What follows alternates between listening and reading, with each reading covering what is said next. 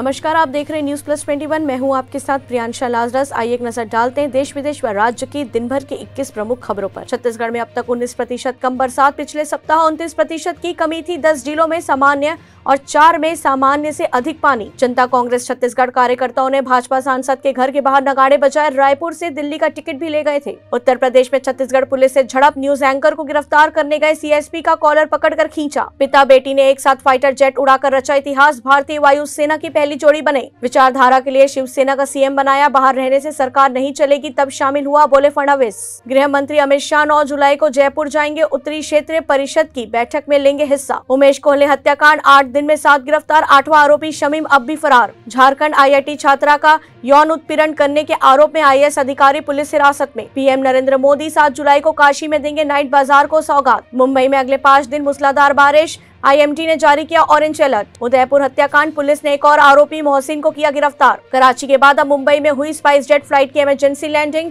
कांडला से उड़ान भरने के बाद आई थी खराबी। कांग्रेस के पूर्व अध्यक्ष राहुल गांधी ने जीएसटी को फिर बताया गब्बर सिंह टैक्स। कम दर वाला एक स्लैब विकसित करने की मांग। केरल के मंत्री का विवादित बयान, कहा देश को लूटने और शोषण के लिए हो रहा है संविधान का इस्तेमाल। बरसी विपक्षी पार्टियां। भूकंप के झटके से हिला दक्षिण पूर्व भारत। पिछले 24 घंटे में लगे 20 से अधिक झटके। उपराष्ट्रपति चुनाव के लिए अधिसूचना जारी। 19 जुलाई तक नामांकन कर सकेंगे उम्मीदवार। देश भर में पिछले 24 घंटे में कोरोना के 13,086 नए केस मिले। 19 लोगों की हुई मौत। ईडी ने वीवो के देश भर में 44 सेंटर्स पर छापा मारा। देहरादून में भी चल रही जांच। लीजेंड्स लीग क्रिकेट, सहवाग और पठान ब्रदर्स मैदान पर वापसी को तैयार। आईपीएल की तरह होगा आयोजन। नुसरत भरूचा की फिल्म जनहित में जारी के खिलाफ दाखिल हुआ स्क्रिप्ट चोरी का केस। निर्देशक राज शांडिल्य ने दिया जवाब। रूस की बढ़ेगी मुश्किलें। स्वीडन फिनलैंड को नाटो में शामिल करने के लिए तैयार 30 देश। प्रोटोकॉल पर किए साइन। ऐसी जानकारियों के लिए देखते रहिए न्यूज प्लस 21, आपके हक की बात।